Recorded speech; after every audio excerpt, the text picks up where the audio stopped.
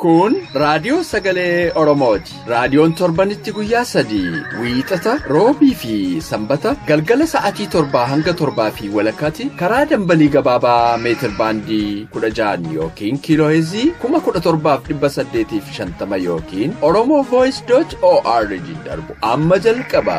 Kun raadiyoo sagalee Oromooti.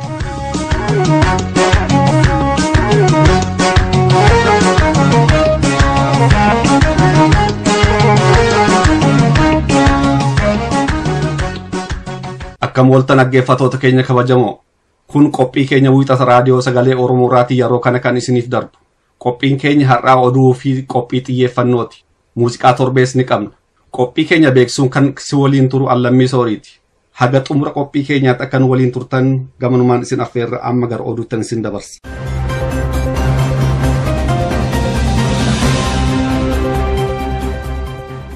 Akka mooltan dhaggeeffattoota keenya oduu sa'aatii kanaaf qabnuun isin dhageessisaa Allalisee Odaajooti.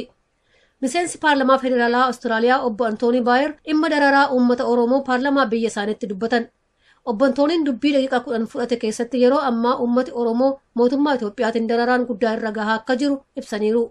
Bal'inaan dhaaba isaatu qindeesse. Obbo Antooniin haasaa isaanii kana keessatti yeroo dheeraaf dhimma Oromoo hordofaa akka turan ibsan. One of the key issues that has arisen in my constituency over some period of time is the persecution of the Oromo people in Ethiopia. Paarlaamaa fuulduratti dhiyaachuun dubbii har'a taasisan kana keessatti uummata Oromoo qeesarraa dhiibamee miidhaan akka irra ga'u hubannu akka qabanii fi kanas irra deddeebi'anii dubbachaa akka jiran himan.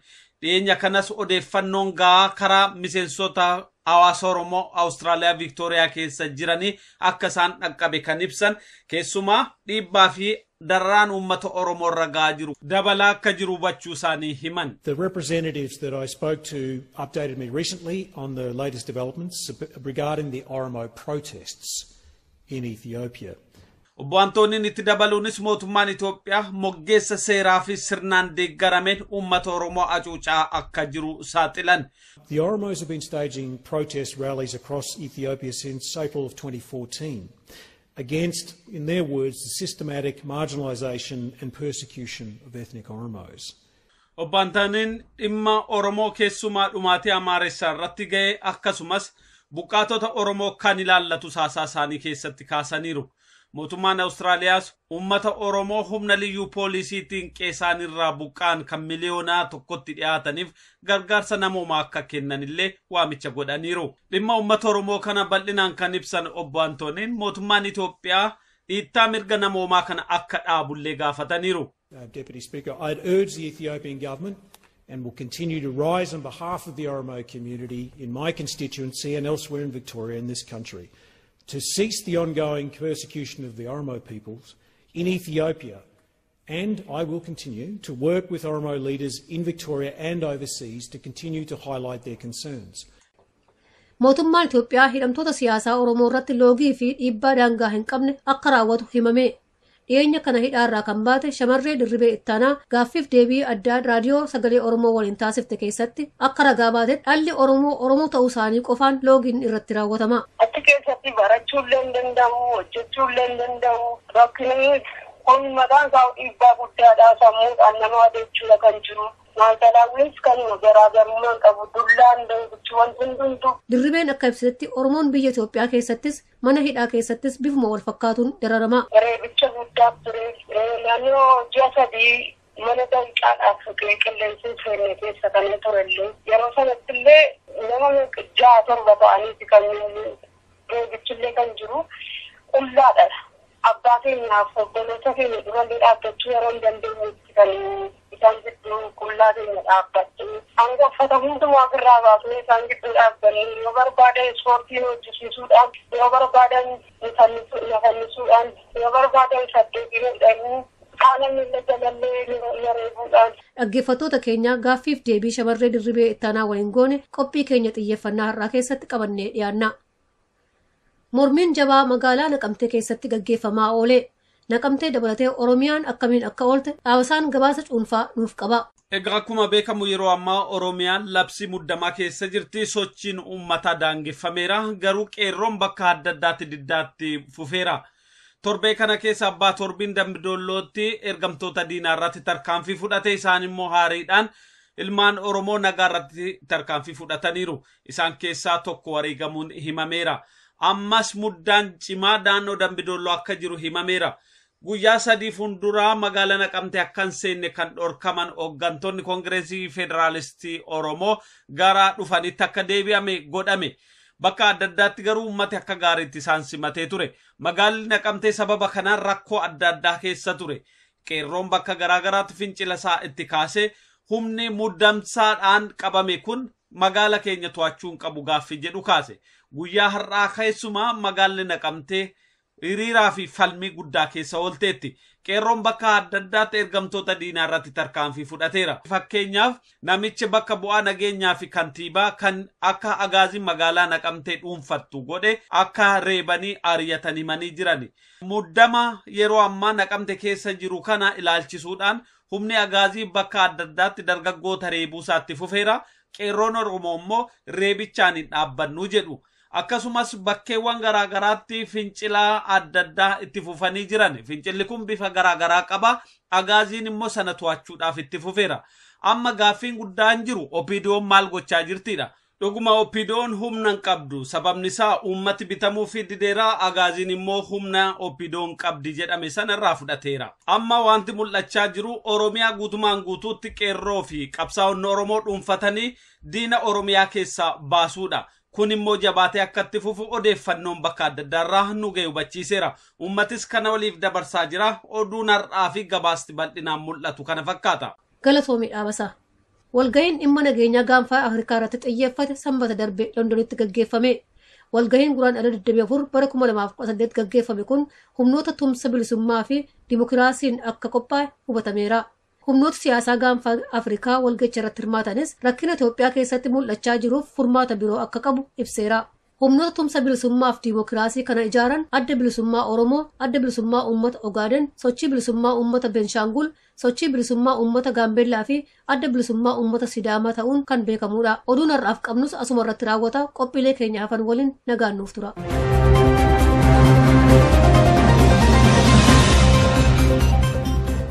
Amma immoo qophiin kan wallee torbiiti. Itti aansuun sagantaa keenya idilee xiyyeeffannaatu dhiyaata. Amma gara walleetti.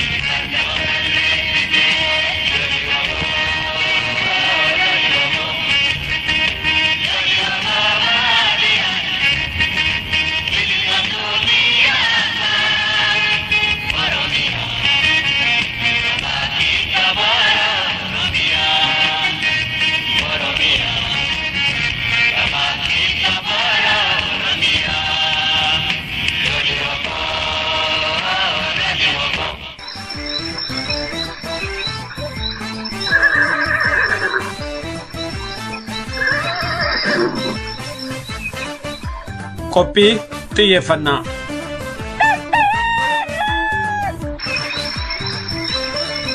Akkam jirtu dhaggeeffattoota keenya. Qophii keenya xiyyeeffannaa keessatti waan dhimma Oromoo ilaallatu kan uummata Oromoo guddisee hubachuun irra jiraatu irratti xiyyeeffannee torbaanitti daqiiqaa 20 isin waliin turra. Qopheessaan qophii kanaa an dhaabasaa waaq jiraati. Itti dhiyaadha. Qabsoon uummata Oromoo qabsoo haqaa fi bilisummaati. Qabsoon kun idda eegalee waggaa dheeraa fudhatee jira. Uummati Oromoos qabsoo kana jabeessuuf lubbuurraa aga qabeenyaatti wareegama guddaatti baasaa jira. Ilmaan Oromoo kumaatamaan lakkaa'aman gootonni Oromoo jajjaboon lubbuu isaaniitti dhabaniiru.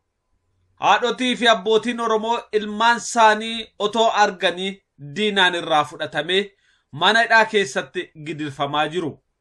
Haa ta'uti hidhaanis ta'e ajjeechaan, reebichis ta'e dararaan ilmaan Oromoo gaaffii haqaa kanaa fi bilisummaarraa duubatti hin deebifne. Amma inumayyuu qabsoon Oromoo sadarkaa olaanaatti guddatee guyyuu addunyaa keessatti dhaga'amaa jira. Kun kan ta'es otuma ajjeechaan jiru, hidhaan jiru, dhabamsiisuun jiru, diddaa fi falmaa wal qabateen kan dhufeedha. Ilmaan Oromoo kutatoon bifa danda'aniin hunda wareegatti baasaniin qabsoon kun ija godhatee golee addunyaa kam keessattiyyuu otoo dhoksuuf yaalamuu dhokachuu didee ba'eera. Dhaggeeffattoota keenya kabajamoo, qophiin keenya xiyyeeffannaa har'aa ilmaan Oromoo qabsoo kana keessatti sababa hiriiranii gaaffii mirgaa isaanii gaafataniif hidhaadhaaf saaxilamanii murtiin du'aatti kenname keessaa shamarree tokko qabadheen dhiyaadha. Shamarreen kun dhiyeenya kana waggaa gara 10 erga hidhamtee booda gadhiifamtee jirti. Dirribee Ittaanaa jedhamti. Dirribeen innaa hidhamtu qobaashii miti kan hidhamte obboleessa ishii wajjin. Yeroo ammaa obboleessi ishii Darguu Ittaanaa mana hidhaa keessatti murtii du'aa baatee jira. Ishiin immoo qabsoo uummati Oromoo gaggeesseen bilisa baatee yeroo ammaa alatti argamti. Dirribee wajjin gaaffiif deebii gabaabaa godheetan jira.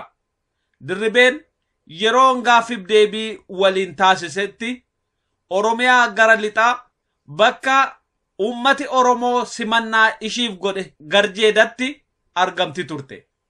Garjeed immoo qabsoo Oromoo keessatti seenaa guddaa qaba.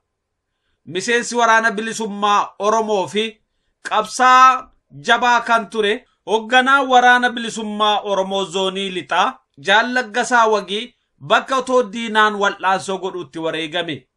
Qeerroon Oromoos bakka kanatti siidaa yaadannoo dhaabeefii jira. Uummanni Garjeedaas Dirribee kan simate bakka seena qabeessa kanatti. Mee waan hundaafuu Dirribeen maaliif akka hidhamtee fi hidhaa keessatti maal takka ishiirra ga'e ishumarraa dhageenyee ishumarraa hubannee qabsoo Oromoof waan barbaachisuuf ofaa qopheessinu. Dursa Dirribeen seenaadhuma ishii gabaabsitee nutti himuudhaan jalqabdi. Ani daldaloo darbanii kan deemanii Garjeedatti jedhamtutti kan dhalatte Dirribee Ittaanaa Gammachuun jedhama. Dirribee seenaa kee kan beennu hidhamtee murtiin du'aa sitti kennamuudha. Yoom hidhamte maaliif immoo si hidhani? Kan inni hidhame bara 2018 ture. Akka biyyattii kanaatti. Kan inni hidhame immoo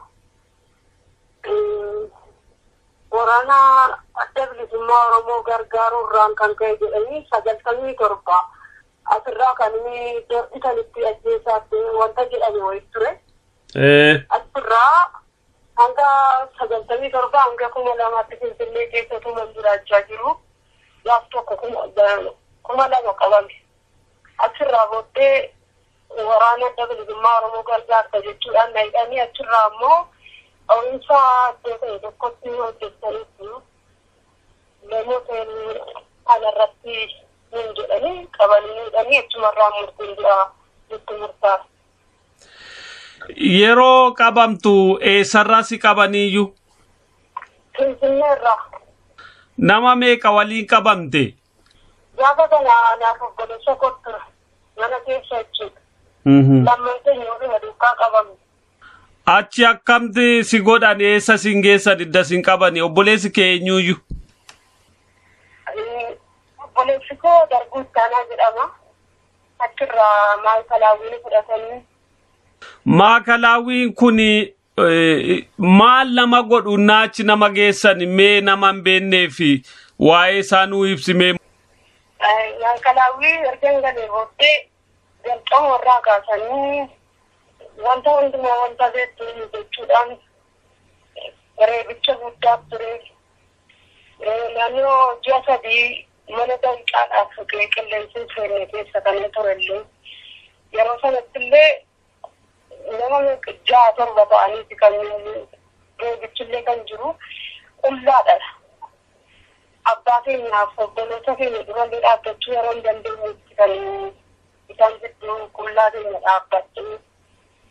Hanga uffata hundumaa irraa baasnee isaan gidduu dhaabbannee yoo barbaadan ispoortiin hojjisiisuudhaan yoo barbaadan nafannisuudhaan yoo barbaadan saddeetiin hidhanii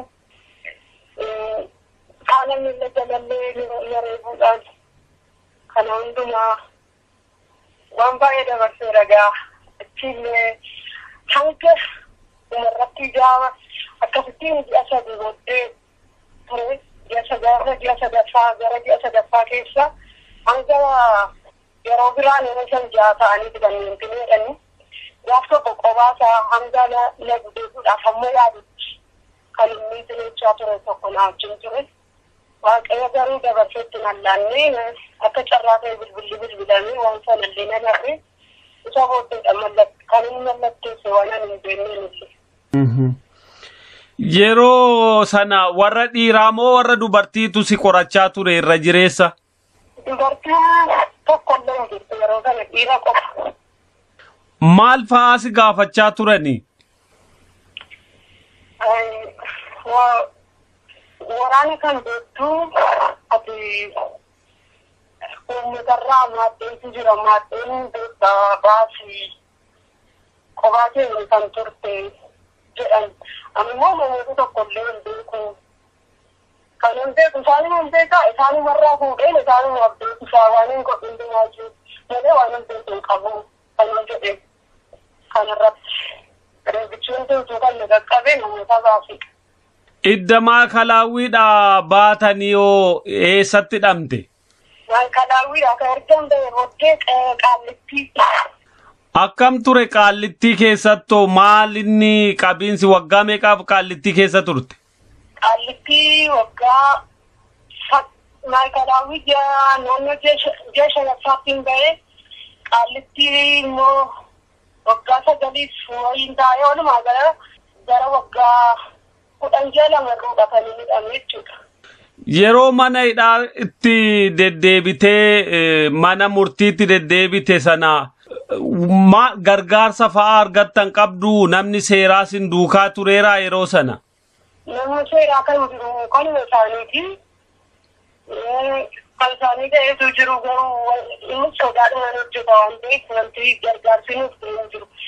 Fakkeenyaaf kan isaanii waggaa tokko hanga ji'a 10 kan ture keenya ittisaaf illee yeroo ijoollee baadiyyaatiin fagoo irraa dhumne nuuf ilaalamu sirnaan dhumne keenya gaafa nu jennutti illee ji'a tokkittiidha kan nuuf kenninu ji'oota illee dabalaan nuuf kennaa jennaan kana caalaa sinillee ilaallu jedhanii yeroo ittiin didan ture. Dhiibbaan mana hidhaa keessatti sinirra ga'u tureera qaallittii haa ta'uu yeroo qorannaa maakalaawwii turtan addatti dhiibbaan sinirra ga'u tureera warra kaanirra? Dhiibbaan iddoo amma turetti qaallittiitti achi keessatti barachuullee hin danda'u hojjechuullee hin danda'u rakkinni kun mataan isaa dhiibbaa guddaadha sammuudhaan nama adeemchuudha kan jiru. Maakalaawwiis kan garaagarummaan qabu dullaan danguchi wanti hundumtu jedhee yaada. Maal gootee dandeesseree eegaa akkas ta'e reebicha kanaa rakkina kana dandeesse maal fa'aa goota turte waan sana of irraanfachiisuuf? Jechuun kitaabotuma nan dubbisaa akka namootuma akka kootii achi keessa baay'inaan waan jiraniif isaanumaan wal deddeebi'uudhaan waaqayyoon guddaa fudhachuudhaan kana godhee waaqayyo nu gargaaree har'aan nu ga'eera. Yeroo isaan mana murtiitti murtii du'aasitti murteessan maaltu sitti dhaga'ame saatii sanatti? Kan natti dhaga'ame murtii kanarraa kan ka'e uummanni koo kana sodaatee gara booddeetti akka deebi'u kanaaf yaadni isaanii kan godhan jiruun waan isaanii dhiphachaa ture. Har'a garuu waaqayyo galatu galee gaafa argu akkaataa nutti dhiphataa gara booddeetti deebi'u murtii kana ilaalanii yaada waroon turuuf har'a gara kan argu garuu baay'ee fardaaf lafa waaqayyo galatu waan guddaan ta'eera jireenyaadhaan. Maal argite har'a? Har'a uummanni Oromoo kaleessa dukkanaan waan miidhateetti darbiniiti gaafa nuti bahee ari'atanii gaafa Finfinnee galu. Har'a garuu akkaataa addaatti qeerroo keenya darbine abbootii harmootii wanti hundumtuu yaa'anii yeroo finfinnee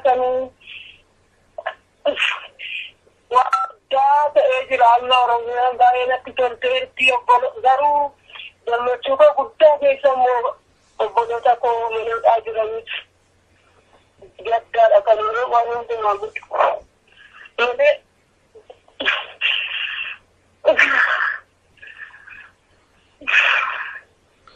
jabaadhu isaanis qabsoodhuma uummata Oromootiin hin ba'u akka hidhamanitti nafanii. Hello. Jira. Ayyee mee akkamitti baate manedhaati isa naa ibsuu dandeessaa? Guyyaa tokko guyyaa gaafa lamaa dhufanii nu waamanii hin baatu jedhanii formii guutamu wayitira guunnee as deebiin. Isa booda dafi hanga jimaata Sambataa sanbata guddaa nu bulchan dafi nu kottaa ba'aa jedhanii nama 5 turranii 5 sana keessaa inni lamaan warra murtii du'aa hambisanii warra kaan baasan warra 3 baasan 3 sanarraa immoo obboloonni kun inni lama isa obboloonni murtii du'aa qaban lamaan hin ba'an taanannis hin ba'anii jedhanii isaan ol deebi'uurraa kan ka'e dhiibbaa guddaa isaan inni gochuurraa kan ka'e gara Roobiitti darbee Roobii ni baasan rakkina baay'ee hedduu jira. Furmaati gaafa dhalamu gaafa ni baasanii isaanii ni barbaadanii kana booddee isaan booda immoo waggaa 5 filatamuu dandeessanii isarratti immoo amma murtii asii erga baatanii booddee filatamuu dandeessan yoo akka carraa wanti ta'e waggaa 5 kan gidduutti sinirra ga'e murtii amma jiru kanallee dabaltanii hidhamtanii baatu jechuudhaan dubartoota harka keenyaaf qopheessanii gaafa fidan isa kana mallatteessin yoo ta'e asuma durbarre waan ta'eef wallu deebisaa jennee yeroo didaa turre irratti waan godhan madaalanii si'a lamaan nutti deebisanii kana booddee furmaanni jiru jedhanii nu baasan. Warri simbiraa afaan obboleessa kee fa'aa maaliif akka hambisan wayi beektaa? Waan tokko waan wal beeknu qabnu beellee dhaqeen ture gaafa Roobii Sambataa isaa gaafa naqu hidhamaan tokkollee akka galle jedhanii ajaja baasaniiru obsee jedhanii kanaaf yoo galuu hin dandeenye namni ijoollee ergeen nagaattiidhaan yoo gale. Akka waliigalaatti waan argite kanarraa muuxannoo dabarsite kanarraa qeerroo Oromootiif wanta tidhaamtu maa inni?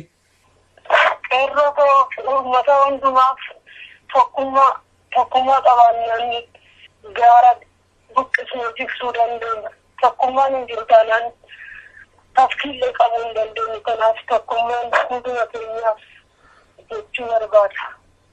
Waan Oromoo kana falmachuudhaaf miidhaan narra ga'e jettee yeroon itti gaabbite jiraa? Guyyaa tokkollee gaabbeen beeku. Wanti na gaabbisiisu booris hin jiru. Ammas qabsoon Oromoo itti fufa hanga bilisummaa ijaan arginu itti harkaan qabannu yoomillee hin gaabbu.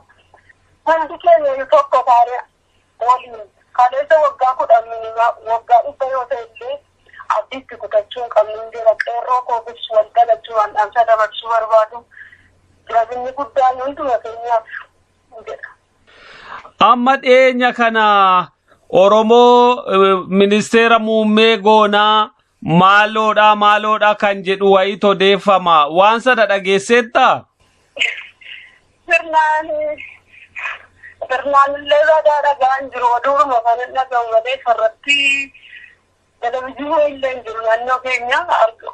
Kanaaf badaa keessa lixee oduudha waan ta'eef dhibbaa dhibbaan jechuu hin dandeenye. Yoo akka jedhani OPDO irraa ministeera muummee Oromoo godhani gaaffiin Oromoo deebi'eera jechuu dandeenya? Egaa garaadhaaf ta'uu baatee dhugaadhaaf kaanaan jedhee yaada. Garaadhaaf kaanaan immoo yoomillee hin ta'u. Waan mana hidhaa waanan hin kaafne kanatti kaasuu barbaaddu ni jiraa? Kanarratti obboloonni koo mana hidhaa jiran baay'een mirga lammummaa isaanii eenyummaa isaanii kabachiisuuf jecha malee eenyullee uummatni Oromoo rakkina tokko balleessaa tokko malee kanatti keessa taa'aa jiru. Isa kana keessatti immoo fayyaa taanee ala jiraannee meeqa waan hundaa kan argaa jiran isaan warra achi keessa jiran yaadachuu qabnu. Abdiidhaan isaanii wajjin ta'uu qabnu. Tokkummaadhaan immoo deemsa keenyatti fufuu qabnu isa jedhamu yaada. Waaqayyo immoo hunduma keenya gargaaruun jedha. Suuraa kee amma dhiyeenya kana kan hin arge awwaalchaa fi siidaa Jaallaggasaa wagii biratti kaateetu. Maaltu sitti dhaga'ame iddoo sana dhaqxee immoo akkas gochuu keetiif maaltu si kakaase? Kaleessa kan inni jecha umurii kanaan dhibee guddaa keessa akka turan yaadadha. Har'a garuu inni wareegamullee qabsoon uummata Oromoo booddeetti hin deebine. Har'a inni wareegameera utuu hin taane akka inni jiru haatti kan hin yaadu akka kootti jechuudha. Utuu inni fidhamnee innis du'ee qabsoon isaa gara booddeetti deebi'e akka du'etti akka chumaan ofitti kan hin yaadu. Amma immoo wantoonni hundumtuu waaqayyoo kagalatu qeerroowwan keenyas baay'ee jijjiirama guddaan akka nuuf ta'e waan hin argu innis akka jirutti kan hin yaadu kanaaf.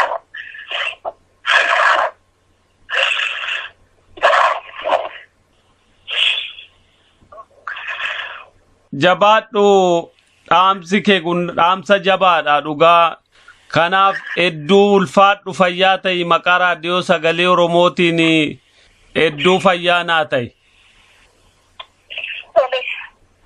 Galanni keenya hunduma keenyaaf bilisummaadhaan jedha.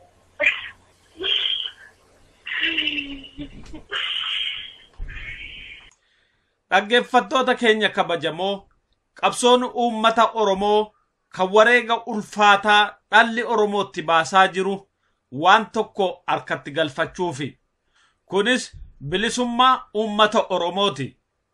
Otoo bilisummaan Oromoon deebi'iin qeen Oromoo boo'ichaan guutame kun nagaa fi araara argachuu hin danda'u.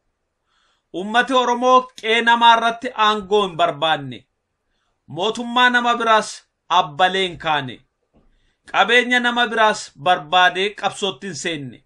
Qabsoonsaas galiin qabsoosaas tokkichuma. Gabrummaa humnaan itti dhiibamee irra kaa'ame kana ofirraa kaasuudhaan uummati Oromoo hiree mataasaa murteeffatee biyya isaa keessatti nagaan jiraatee ollaasaa waliinis waan isaaf ta'u fedhii isaatiin murteeffatee akka nagaa fi araaraan jiraatuufi. Kana dhugoomsuuf immoo qabsoon kaleessa qabsiisame har'as borus haga galiisaa ga'utti hin dhaabbatu. Waan nu dhaggeeffattaniif hedduu galatoomaa. Qophii keenya har'aa asumaan xumurra. Qopheessee kanan dhiyeesse Annaa Basaawaq jiraati.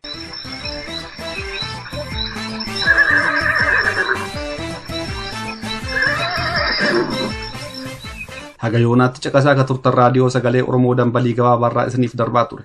Daqiiqaa 30 waan waliin turtaniif hedduu galatoomaa. Qophiilee keenya roobiitiin hanga walitti deebinutti nagaan nuuf turaa. horaa bulaa.